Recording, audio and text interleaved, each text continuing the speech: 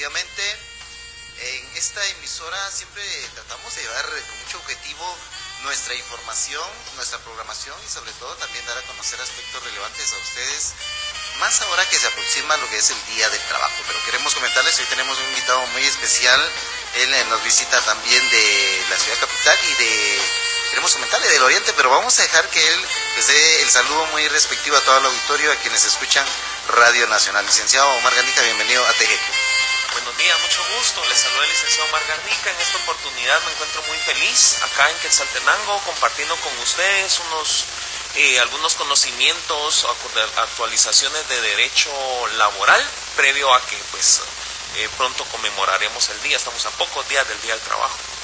Así es, licenciado, y es que es importante porque muchas personas desconocemos a veces los derechos y obligaciones que tenemos como trabajadores, tanto también como los patronos.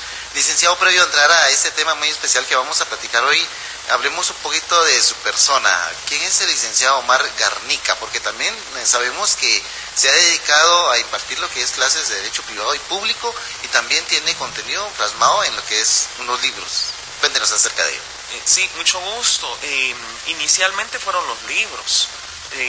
Son 5 libros publicados hasta la fecha: la fase privada, la fase pública, el examen técnico profesional, el derecho procesal civil en la práctica guatemalteca, el código de comercio comentado y el notario ante la contratación civil en la práctica guatemalteca. Los libros han sido muy buenos, bendito sea Dios.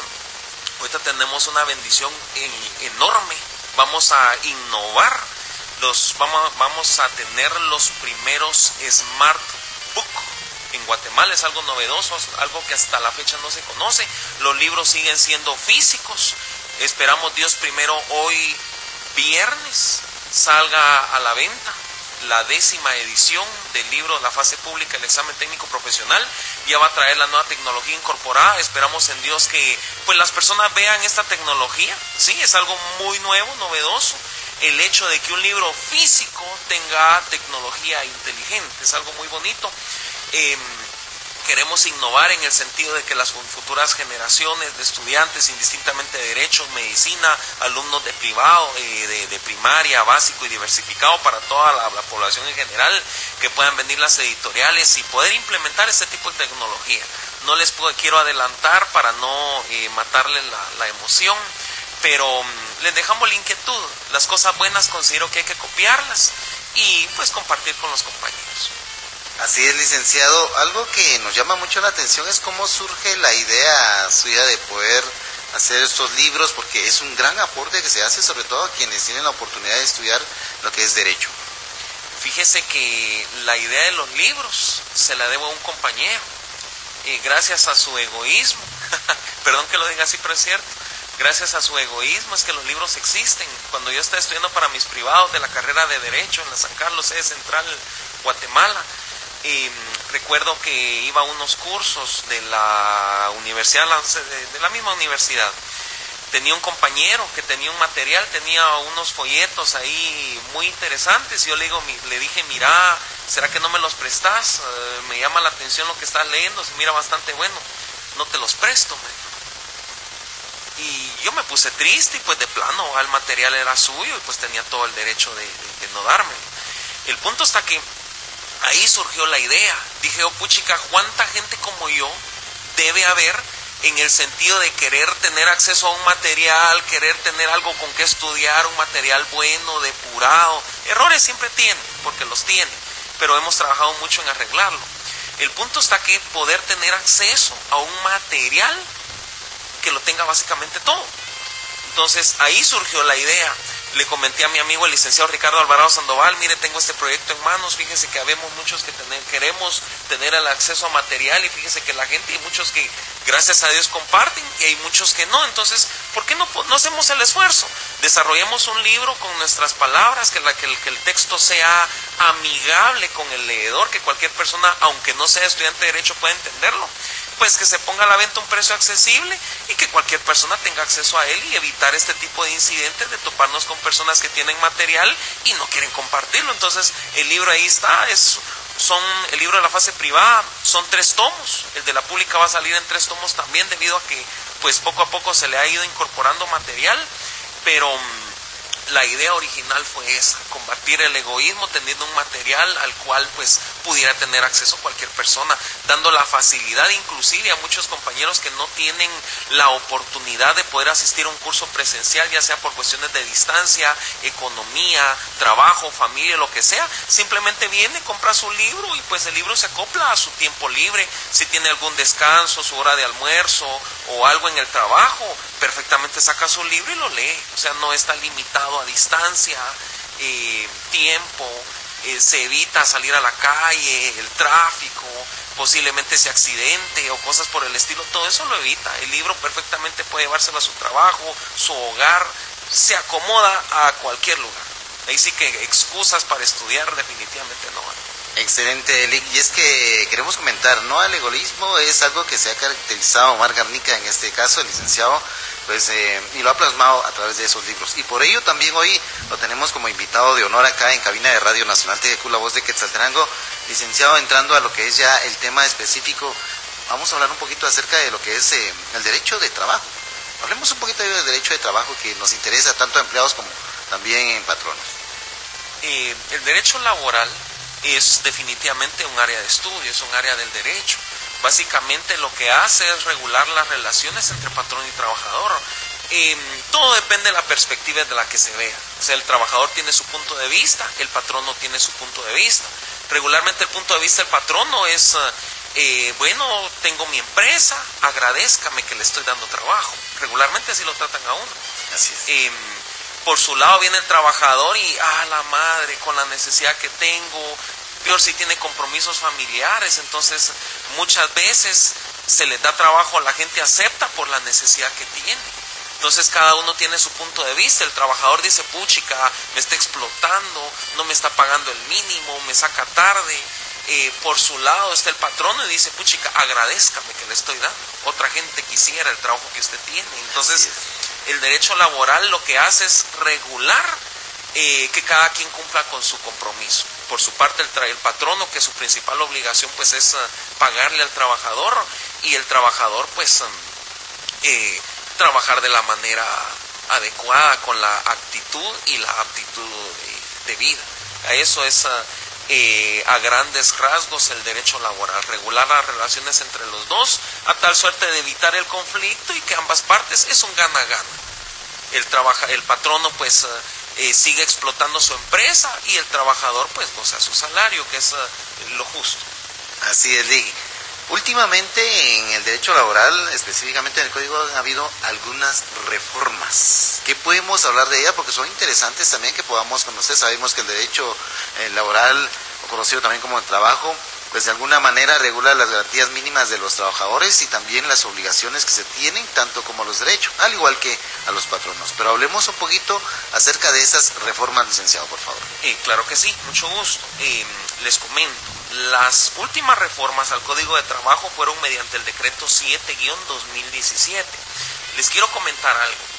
Les voy a explicar en este momento las reformas, que son básicamente el procedimiento de faltas que impone la Inspección General del Trabajo. Yo sé que en nuestra audiencia hay profesionales del derecho, le doy las gracias por la confianza en estar escuchando esto, pero a la vez también hay mucho trabajador y mucho patrono que no estudian derecho, entonces voy a tratar de acoplar mi lenguaje para que pues indistintamente si tienen o no conocimientos en leyes, que haya armonía y puedan entenderme a qué me refiero. Bueno, empecemos. Es importante mencionar, ¿sí?, que ya había un procedimiento de faltas en la Inspección General del Trabajo. El procedimiento ya existía, pero tuvo esta reforma. Es importante destacar que el trámite anterior, debo de mencionarlo ahorita. ¿Por qué?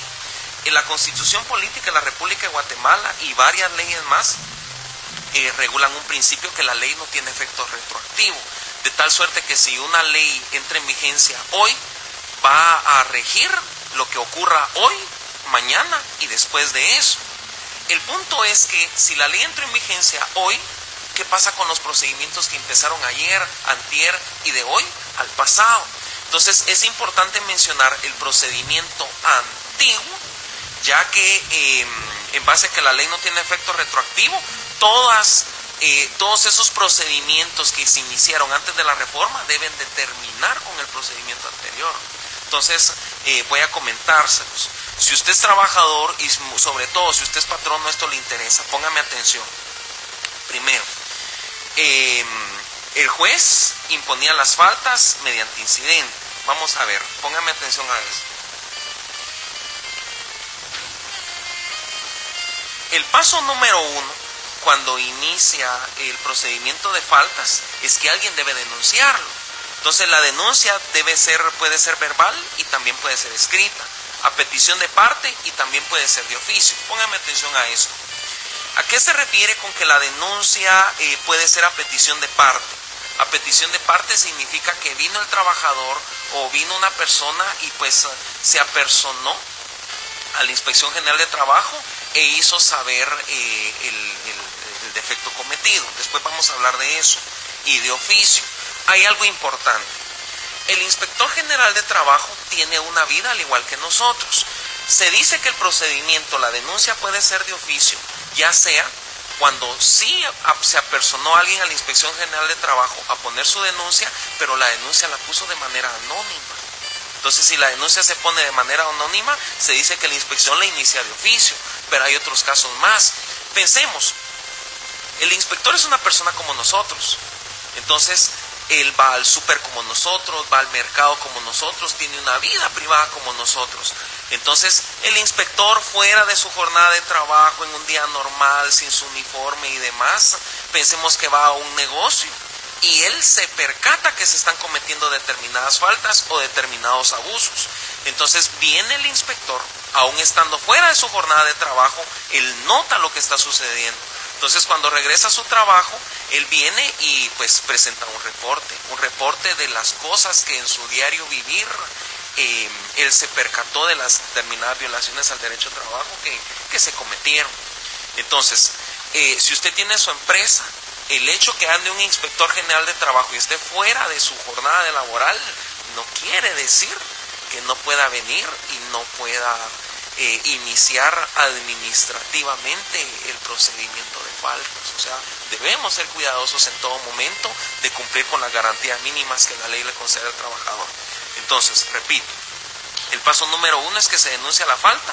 Esta puede ser verbal o escrita, petición de partes, que la persona agraviada pues se apersone y lo haga saber, y de oficio. De oficio puede ser porque la denuncia se hizo de manera anónima o su inspector general o el mismo inspector lo hizo en base a un reporte. Bueno, el siguiente paso es que se crea el expediente. Los inspectores generales de trabajo, en su lenguaje técnico, al expediente le llaman adjudicación. Entonces, adjudicación es sinónimo de expediente. El expediente debe contener, pongan atención, el motivo de la denuncia, el nombre del patrono denunciado y el nombramiento del inspector que deberá conocer el caso. Bueno, ya que habiendo creado el expediente, vienen los siguientes 2 pasos. Pongan atención. El paso número 3 es que se debe verificar la denuncia. Verificar la denuncia básicamente es ir a constatar si los hechos denunciados son reales, porque puede ser que alguien maliciosamente se haya quejado, haya denunciado algo y pues todo sea mentira. Entonces debe constatarse la realidad de las cuestiones que se denunciaron. Entonces, cuando se verifica la denuncia, se realizan determinadas diligencias, entre las cuales se hace una inspección ocular. La inspección ocular básicamente consiste en que el inspector debe pues apersonarse a la empresa y pues constatar los hechos por sí mismo. Se le da audiencia a las partes, al patrón y al trabajador, y se examina determinada documentación. Bueno, en el paso 4 se verifica la falta laboral. Cuando hablamos de verificar la falta laboral, lo que estamos diciendo es que el inspector previene, hace una prevención al patrono para que se ajuste a la ley. Lo importante mencionar es que esa prevención no tenía un plazo. Por costumbre se acostumbraba a unos 8 días. Entonces llegaba el inspector, ojo, tengamos en cuenta algo, verificar la denuncia y verificar la falta no es lo mismo. Verificar la denuncia es constatar si los hechos son reales. Verificar la falta es el acto por el cual el inspector previene al patrono para que se ajuste a la ley. Ojo, estos últimos dos pasos, verificar la denuncia y verificar la falta, se dan en un mismo acto, es durante la misma visita. Eso debemos tenerlo en claro. Bueno, entonces les decía, se previene al patrono, lo cual no tiene un plazo. El plazo va a ser a criterio del inspector, pero se acostumbraba pues a darle un plazo de 8 días. Bueno, luego venía el paso número 5. Se realizaba una segunda audiencia, o sea, cuando se vencía el plazo. Si el inspector decía, mire, le voy a dar un plazo de 8 días, vencido ese plazo, el inspector regresaba, hacía una segunda visita, que lo que tenía como propósito era verificar si se habían cumplido o no se habían cumplido las prevenciones. Entonces, si el patrono cumplió las prevenciones, o sea, se ajustó a ley, básicamente el expediente lo que sucede es que se archiva. Ahora bien, si el patrono no cumple con las prevenciones, entonces le notifica la falta al infractor y pues el inspector lo que hacía es que planteaba un incidente de falta laboral. Ojo, el incidente de falta laboral se planteaba, el que lo conocía y resolvía era un juez de trabajo y previsión social. Solo que el inspector tenía un plazo máximo de 6 meses para interponer el incidente. Entonces, en la práctica, con la gran carga de trabajo, pues al inspector se le pasaban los 6 meses. Entonces, el problema consistía en lo siguiente. Venía el inspector, presentaba el incidente, pero el incidente lo presentaba vencido y sucedía algo. Entonces, venía el juzgado, el juez de trabajo, y de oficio rechazaba el incidente. Cosa que pues para mí era incorrecto, porque en dado caso la contraparte era la que debía hacerlo ver, pues, o sea, de cierto modo considero humildemente que el juez pues le ayudaba al infractor. El infractor es el que debía hacer ver la prescripción, no el mismo juzgado de manera administrativa, de manera de oficio, pero bueno. Entonces venía el juez, ¿sí?, conocía y resolvía el incidente, y pues se le imponía una sanción pues hablemos económica. Esos fondos eran para el organismo judicial. Entonces, veamos esto, todo lo que les acabo de decir era el trámite anterior.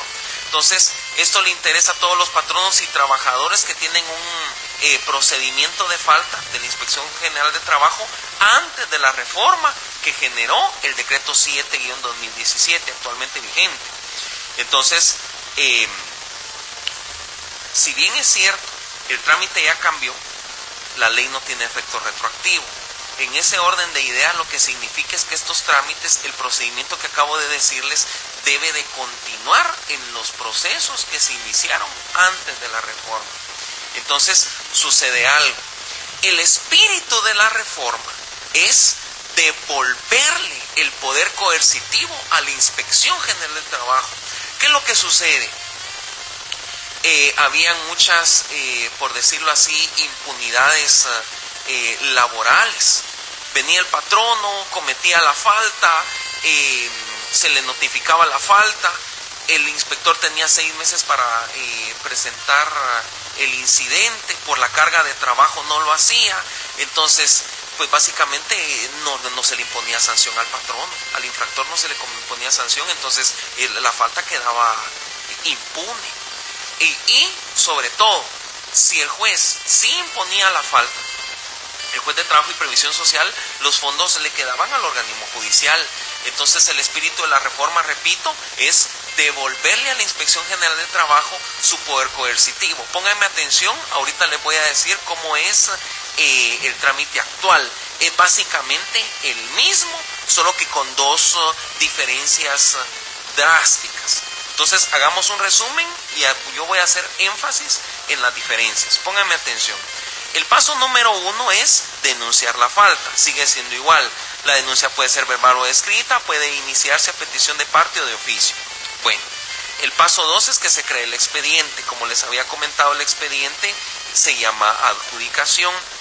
El paso 3 es verificar la denuncia. Verificar la denuncia básicamente es ir a constatar los hechos.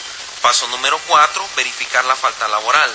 Les había dicho que verificar la denuncia y verificar la falta se hacía en la misma visita. verificar la denuncia, constatar si los hechos son ciertos, verificar la falta, la prevención que el inspector le hace al patrono para que se ajuste a la ley. Ahora bien, aquí hay una diferencia drástica. En el trámite anterior no había un plazo, ¿sí?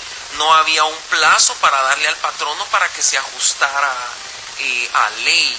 Por costumbre se utilizaba un plazo de 8 días, pero era sobre todo costumbre, o sea, un plazo legal no había, cosa que ahora sí hay.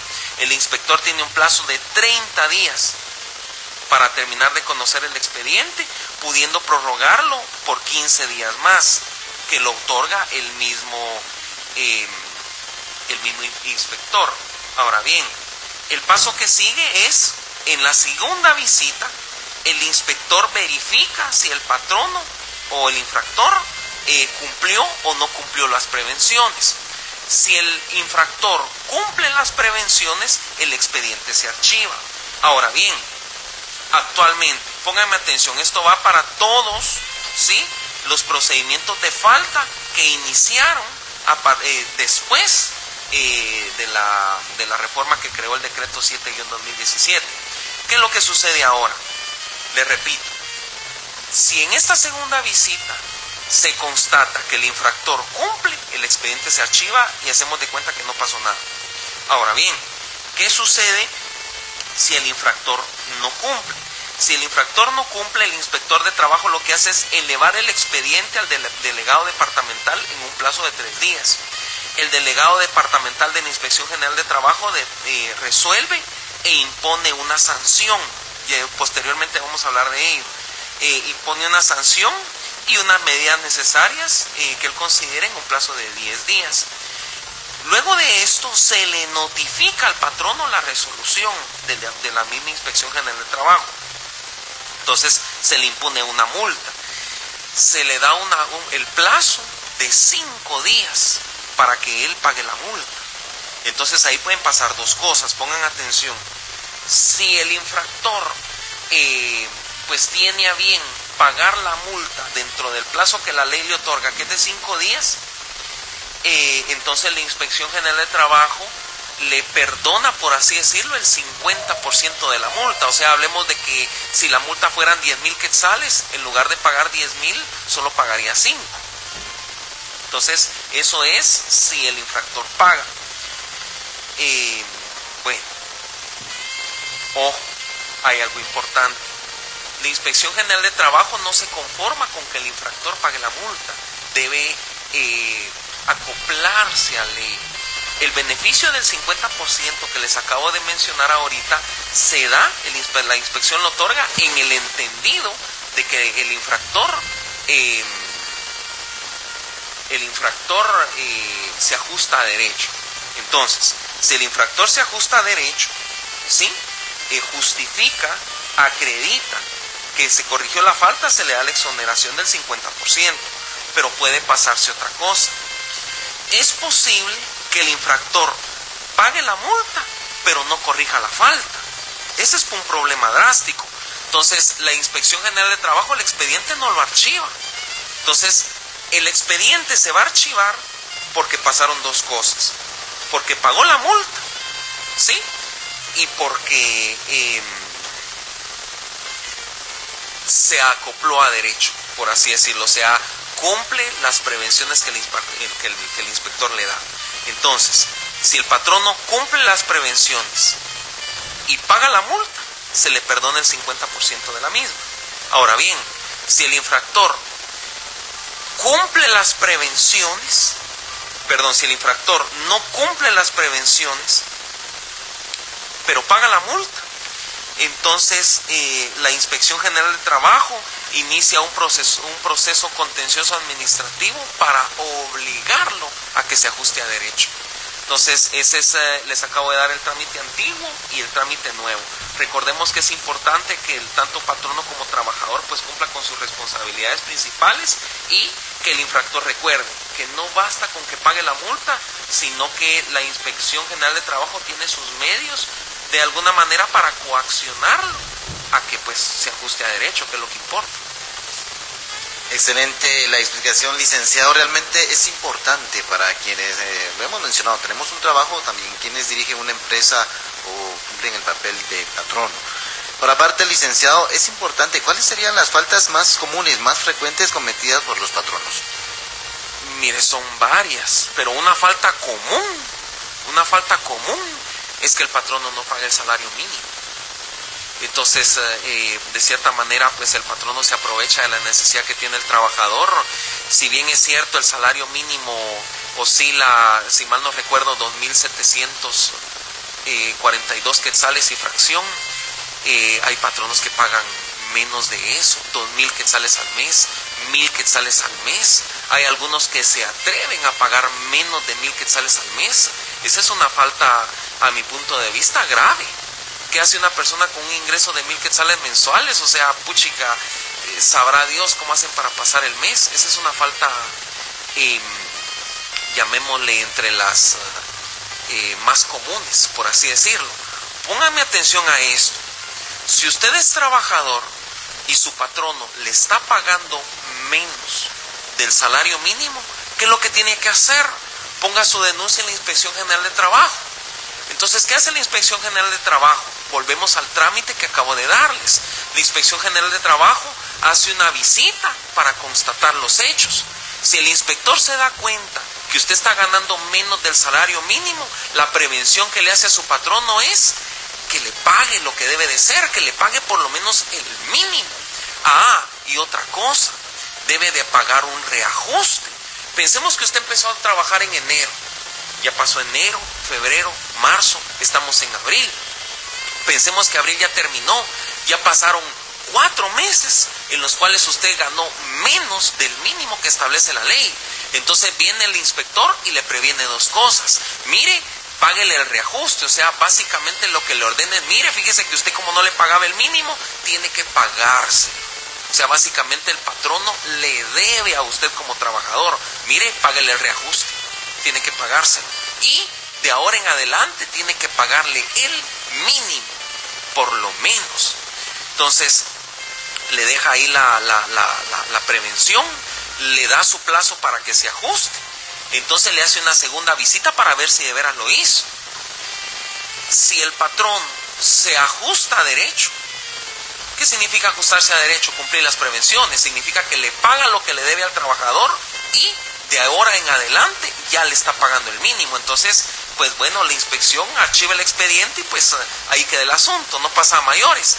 Ahora bien, ¿qué sucede si el inspector regresa en la segunda visita y el patrón no sigue pagándole sus mismos 1.000 quetzales mensuales? Entonces, ¿qué es lo que sucede? Ya viene inicia el trámite que les digo, en el sentido de que se le impone la multa. Ya el patrón no tiene que pagar la multa y además de ello, de todas formas, cumplir la prevención. Entonces, si lo vemos así, el consejo que yo les doy a los patronos es que paguen lo que establece la ley, hagan el esfuerzo. Si Dios les dio la bendición de tener su propia empresa, no exploten al trabajador. Si usted considera que su empresa no genera lo suficiente para tener un empleado, pues entonces la empresa trabájela usted mismo. Si usted puede darse el lujo de contratar un empleado es porque su empresa genera lo suficiente para poder pagarle. Esa es la recomendación que yo le doy. Licenciado, hay algo que con base a eso se menciona, lo del trabajo parcial, porque dice, mire, trabaja solo 4 horas, por lo tanto gana solo 1.000 quetzales, por ejemplo, que sea lo del salario mínimo. Pero sabemos también que constitucionalmente lo regula. ¿Cómo se puede interpretar esto en base al trabajador y también al patrón? Le comento, todo depende de la manera en la que han sido contratados. Habría que ver el trabajo como tal. Hay ocasiones en las que se les hacen determinados contratos a las personas y sí justifican como para que se les pague un poco menos. La relación a veces no es laboral, pero algo sí quiero que quede claro. Si la relación es laboral, debe pagársele el mínimo. Excelente, gracias, licenciado. Pues Estamos ya sobre la marcha. Yo quiero agradecerle muy personalmente también el haber asistido acá a Radio Nacional y darnos sobre todo esta explicación de lo que es el trámite en caso de faltas, tanto para patronos y trabajadores. Licenciado, vamos a finalizar esta entrevista agradeciéndole y por supuesto también recordándoles a quienes nos escuchan cómo pueden adquirir los libros que usted de alguna manera pues ha tenido bien proporcionarlos a todos quienes tenemos la oportunidad de estar en esta carrera. Por supuesto, le comento, los libros hemos tenido la bendición, realmente una bendición, de que se venden a nivel nacional. Entonces, si usted vive en Petén, Zancapa, San Marcos, Jalapa, Quetzaltenango, Coatepeque, abóquese a cualquier librería jurídica a nivel nacional, el libro deben de tenerlo. Entonces, les comento, estamos haciendo el esfuerzo. El libro que esperamos en Dios que salga hoy es el libro de la fase pública. La edición pasada, que era la 9ª, tenía un precio de 230 quetzales. Ahora va a salir en 3 tomos, trae más contenido y trae la cuestión, lo que es la tecnología inteligente. Estamos haciendo el esfuerzo por mantener el precio. No estoy diciendo que vaya a costar 230, pero estamos haciendo el esfuerzo porque el precio se mantenga y si sube, que no se sienta la diferencia. El libro, si sale hoy a la venta, sería únicamente en Ciudad de Guatemala, pero a partir del día lunes ya estaría disponible a nivel nacional en cualquier librería jurídica de la República. Gracias, licenciado. Nos despedimos entonces, ya sus palabras para despedirnos a todo nuestro auditorio. Les saluda el licenciado Omar Garnica, estoy muy contento de estar compartiendo acá con ustedes, especialmente con la radio. Les doy las gracias por haberme invitado ahí humildemente a compartir un poquito lo que se sabe, y básicamente la charla de hoy lo que se compartió fueron las actualizaciones al Código de Trabajo, o sea, lo más nuevo, lo novedoso, la última reforma al Código de Trabajo. El licenciado Omar Garnica, gracias por estar presente acá. Mi nombre es Eli Metsui, gracias por habernos escuchado. Continuamos con nuestra programación.